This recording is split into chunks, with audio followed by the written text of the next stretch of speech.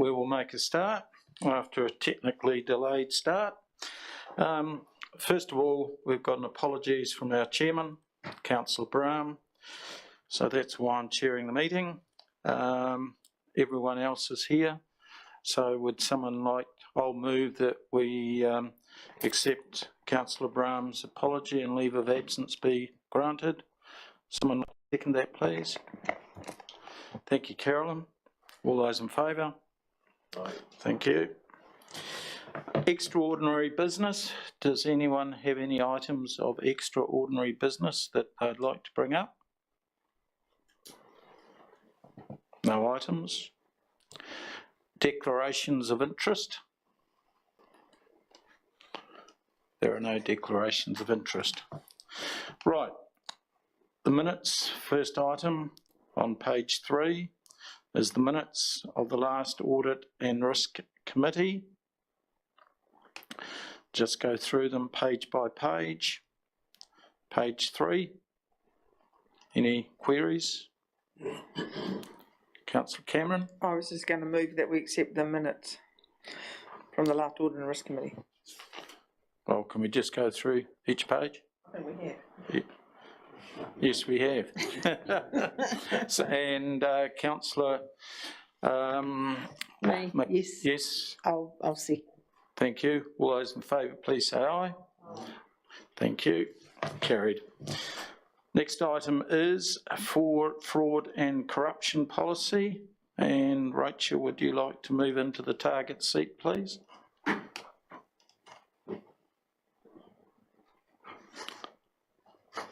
The floor is yours. Thank you. Through the chair. So we have made a number of changes to the fraud and corruption policy, mainly to align with current internal practice, which is carried out under Council's protected disclosures policy. The general high-level approach is that Council has a zero tolerance to fraud, and it's recommended by Audit New Zealand that we maintain this policy. Happy to take questions. Councillor Cameron? I've got 2 questions, please, Rachel, through the chair. The first one is, where have the most significant changes taken place in the, because we've got the new policy on Stella, but we haven't got the old, well, I haven't looked up the old policy, to be fair. Through the chair, so the changes are mainly around aligning the new policy with the internal practice. So the old policy wasn't reflective of the protected disclosures policy and how things were currently carried out. And that was mainly because when we reviewed the policy in 2017, we based it on a model policy that was provided by the Ministry of Justice. So we've now Ashburtonised it, if you will, and made it relevant for our own practice. Okay. And my second question, please. Thank you. I note the investigation process begins with a complaint. What say there is no complaint? How does it, do you do random checks or sort of in areas to check for fraud, or does all fraud investigations begin with a complaint? Through the chair, I can probably answer that. From an employment perspective, a complaint might not be the exact word, but it's notification of something that either doesn't smell or look as it should, and then it goes to the manager clearly, or myself, or Hamish, and or all 3 at once, to discuss and see what we need to find out as the next steps. So yes. Mayor Brown? Rachel, just under item 6, the reviews involved a desktop analysis, including feedback from key staff. What's the difference between key staff and normal staff? Through the chair, so the people and capability manager is obviously key staff, and the group manager business support, mainly because these are the 2 staff members who have specific responsibilities apart from the chief executive under the policy. Okay. Thank you. Murray? Have we thought about a whistleblower hotline for anonymity? Through the chair, we have the protected disclosures policy, which covers off the whistleblower situations. So there is a number that people can ring. There's that avenue that's completely anonymous. Yes, that's correct. Okay. Thank you. Councillor Cameron? About 18 months ago, we were talking about recruiting an accountant whose part of their job was to be doing audity type stuff. Would that fit under this policy to check for discrepancies in accounts and unusual ins and outs and things? Oh, potentially, but the discovery of fraud or corruption could come from anywhere. Yes. I think the role you're referring to is the internal auditor. Yes. So that might, issues to investigate might arise from that person's work. That person's also, however, looking at system improvements and just different and more efficient ways to do work, rather than being, an investigator of fraud and corruption. But they may uncover that, and it could come from there. May I ask another question with your indulgence, John, please? You've still got your red light on. Great. So I asked earlier, Rachel, and Sarah partially answered it with regards to overall general surveillance for looking for fraud. I don't expect for 1 minute there is any fraud, I'm sure. But do you do that? Like, does somebody, presumably in Sarah's department, dab into particular areas like, say, customer services or building or whatever, and look at things like, is that all as it seems, and all that sort of... I think there are controls through council's procurement processes, but many instances would need to be reported by an individual, but managers obviously have their own controls within the teams as well. Mayor Brown? I'm actually in the policy itself on page 9, and it talks about under forgery alteration of a cheque. Cheques are gone, have they, completely, or are they still about? Are pretty much gone. Should we remove the alteration of a cheque because you can't do it? Yep. Yes, good point. Certainly I had some comments and questions along the same line.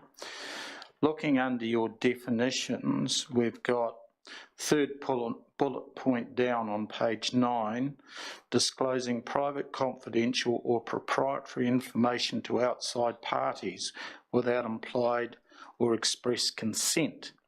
Should that not have added to it for private gain? And moving over to... Could we just answer that one? It might be for private gain, but it might be motivated by some other mischief, and it's still corrupt. It's just that I noticed the other ones to set, the first bullet point, to satisfy personal situations, and second one is in procedures to avoid further scrutiny or reporting. So I just thought we needed something just to tighten up that third bullet point. The other one is on page 12, where we're looking at, under the investigation process, under 6.2, basically what we're talking about there is paper records only. We now know that most information is done digitally by computer, so therefore the first thing that needs to be done is to remove or change the passwords from any potential employees' computers and that sort of thing, so the system can be locked up. In other words, following on from the Mayor's point, we just need to bring the policy, which is very good, but into the modern era where we're dealing with a whole number of digital and other ways of communication. Through you, Mr. Chair. The investigation process has to be done in a legally compliant manner. You need to ensure from an employment perspective that you are treating the person in a fair manner, and that involves clearly an investigation process that doesn't assume guilt. It's got to be with an open mind that you investigate the situation. So there is the ability in this policy, for example, to put somebody on suspension. That's a process that can happen. It can be fraught also from an employment perspective because, again, you're tipping them into they're clearly needing to be exited. But so that's a consideration. But we have to do it in a way that the cards aren't marked in advance until we've got the information.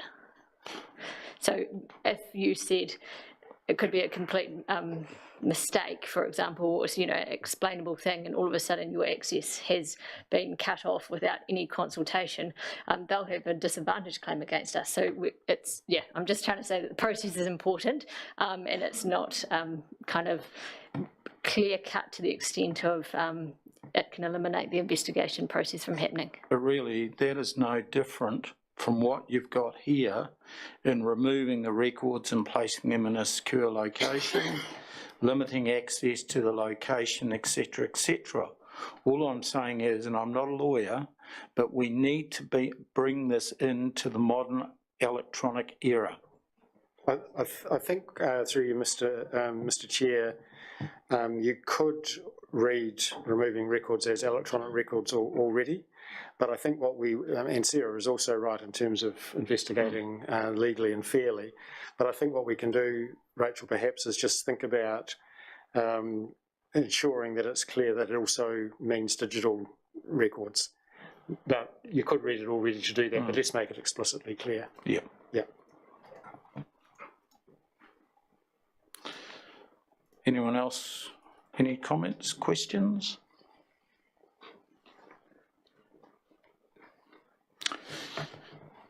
In view of that, do we not send this through to council for final tick-off? And do we need to go back and do a minor redraft? Through Mr. Chair, I think you've got two choices. You could ask to see that again, or you could delegate the Chief Executive the authority to make the amendments as per this meeting, and perhaps circulate the final policy to council so you have it there. But the things we've talked about are not so dramatic that there's a massive rewrite on the cards, so I don't know that you need to leave it as a draft and see it again in 6 weeks' time. I think we could speed that up. Councillor Cameron? I was just going to move that that the amendments are undertaken and that we accept that option 2 in the options, we accept the recommendation, basically, that we adopt the amended fraud and corruption policy with the changes that we've discussed, yeah. Yeah. So basically, as far as this committee is finished with it, and the next time we see it is when it comes up at council. And that would just be for information only, and the intention would just be then to adopt it without having to go through it again, but I guess you would have that chance. Right, someone like to move? Carolyn just did. Carolyn, second? Yep. Right. Thank you. All those in favour, please say aye. Against? Carried. Right. Next one is on page, when I get to it, 14, Equal Employment Opportunities Policy. Again, through Mr. Chairman, this is an internal policy under the direction of the Chief Executive as the employer, if you like. So we're not seeking anything other than for this committee to see it, know it's there. We welcome any debate if you wish, but we're not seeking the committee to make any amendments nor to formally adopt it as it sits outside the council process. Anyone have any questions or comments? Councillor Cameron? Just a question for the Chief Executive. If it sits outside the council process, then why have we got it? We debated that internally. We felt that because of the legal requirement to have such a policy, the council should be satisfied that we have the policy. So this is really to satisfy your monitoring role, if you like, but it's not to approve the policy as it's not in your gambit to do that. Okay. Councillor McMillan? Well, in that case, I'll move the recommendation. I've got a comment to make and I'd like a question answered, please. Basically, the policy objective is to ensure that no employee or potential employee will be disadvantaged by reason of gender, marital status, etc., etc. Yet if we go down to on page 19, if we go down to policy statement 1.7, we aim to increase our numbers of biculturally competent and confident Maori employees. Now to me, that is an exact opposite to what we're trying to achieve of an equal employment opportunities employer, when we're automatically deferring to one ethnic part of society over and above other parts of society.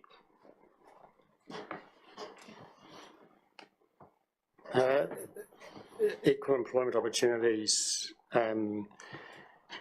need to be demonstrated. It's easy to say that you are basing things on merit and continually say that, but in the end it's accepted that demonstrating that you have such a policy has impact on what you actually say and do.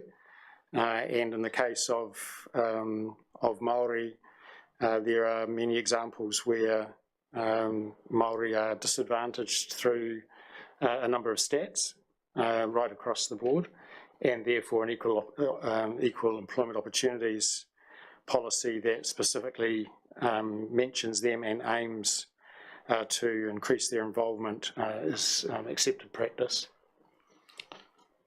Through the Chair, can I also add that under the Local Government Act, Section 36, Council has a requirement to recognise the aims and aspirations of Māori, the employment requirements and the need for greater involvement of Māori in local government employment. Sort of reminds me of George Orwell's Animal Farm, this particular policy, where we're all treated equally, but some are treated more equally than others. And to me, it is not equal employment opportunities by having that particular clause in there. Councillor Wilson?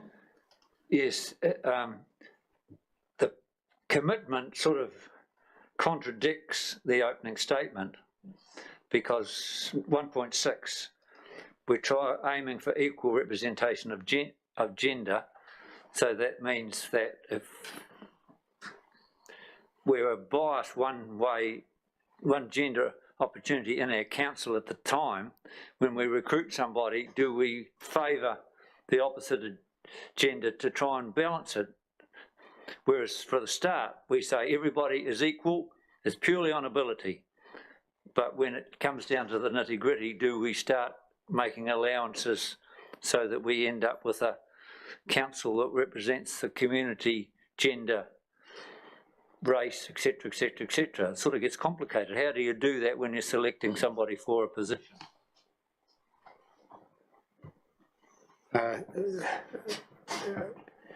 There's a number of examples, and in fact, this council has done its own workshops on unconscious bias, and so sometimes overtly referring to particular matters in order to materially demonstrate that you are unbiased requires effort. We would always, in terms of employment, seek to employ the best person for the job, always. But in many cases, that is depends on the lens you put on what requirements you want for the job. And so these sort of policies are challenging the way in which you think about how the role can be best performed, how you challenge yourself around the skills that are actually needed in that job, rather than assuming that the subconscious bias that we might have as we go into that process rules out some people without you even being conscious that you've done so. Councillor McMillan? I know we're still in question mode, so I'll try and turn this into a question, but the policy objective, the last sentence, or the second to last sentence, mentions the Treaty of Waitangi, so in that case, the commitment 1.7, that's basically saying the same thing, isn't it? So it is all still covered.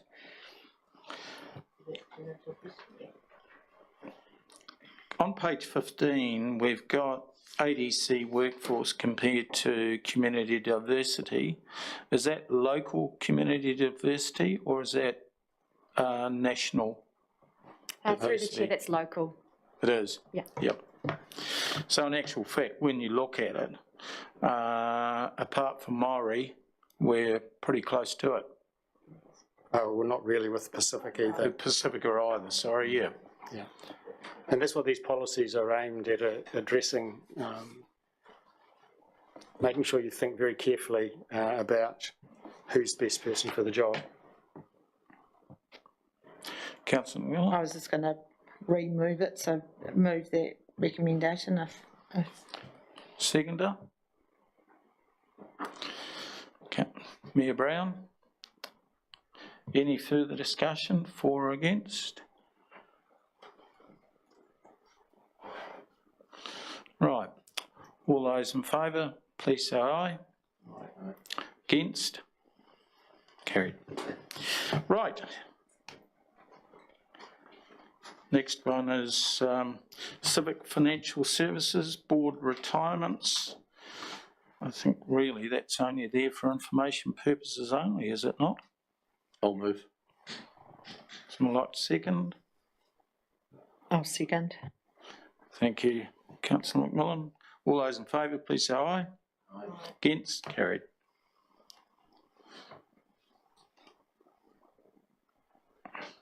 District swimming pools and reserves. Richard, your time in the sun.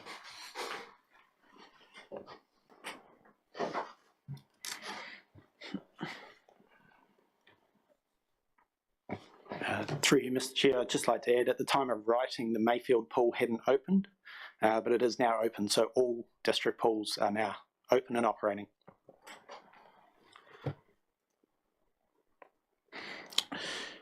Councillor Cameron.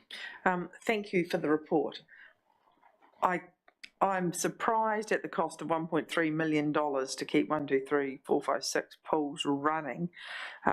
Have we maintained our pool maintenance in the last 5 years, or is this an accumulation of lack of maintenance, or is this genuinely going forward maintenance and costs? Through you, Mr. Chair, the pools are maintained and managed by the various different committees. What has historically been done isn't necessarily that well known, whether it's been kept up with maintenance. We did that report earlier last year on what needed to be done going forward and identified how to keep these pools ticking over, operating, etc., etc. And the 1.3 million came out of that report, or is what's remaining to be done from here.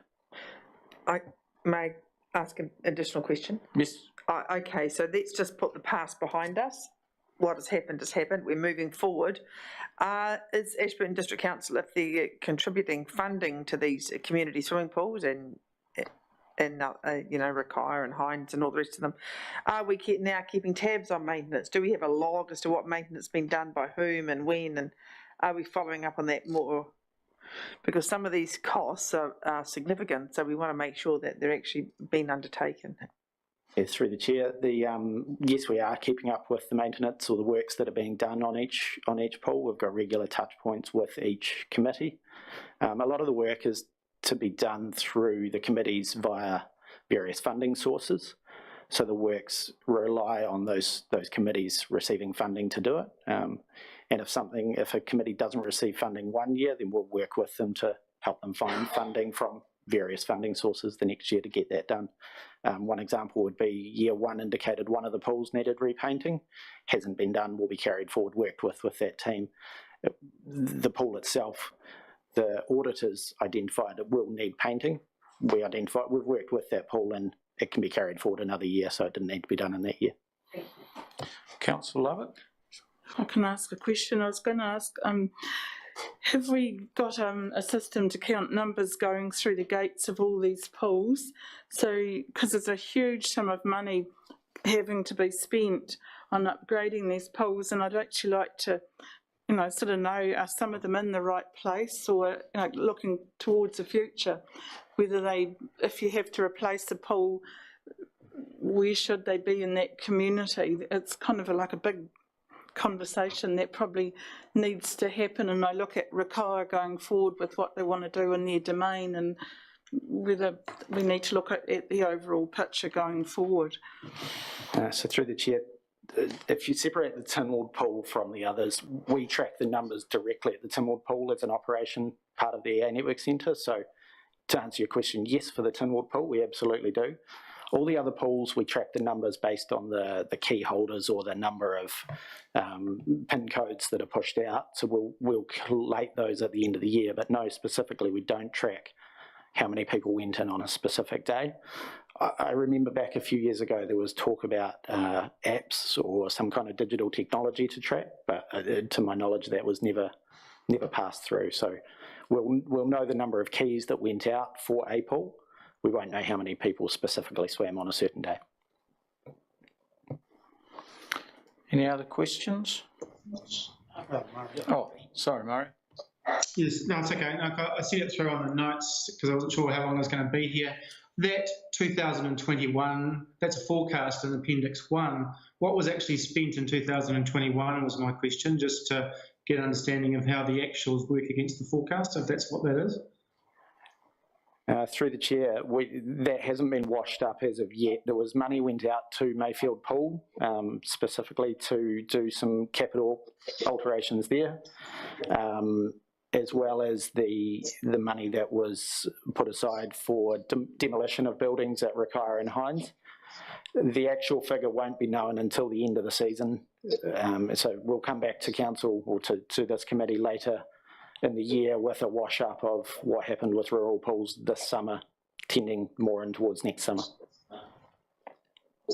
So is that not a 30 June to 30 June number? It's something else, is it? Because I would have thought you'd have a 30 June number by now. True, it is a 30 June to 30 June. So that is a good question. I'll go back and reassess that one.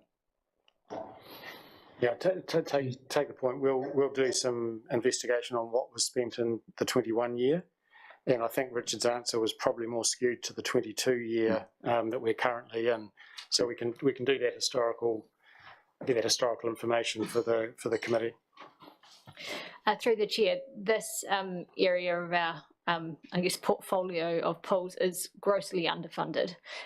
We have a $15,000 CapEx grant that from a health and safety perspective we assign, and then also they're able to apply through the community grant infrastructure fund as well as external funding.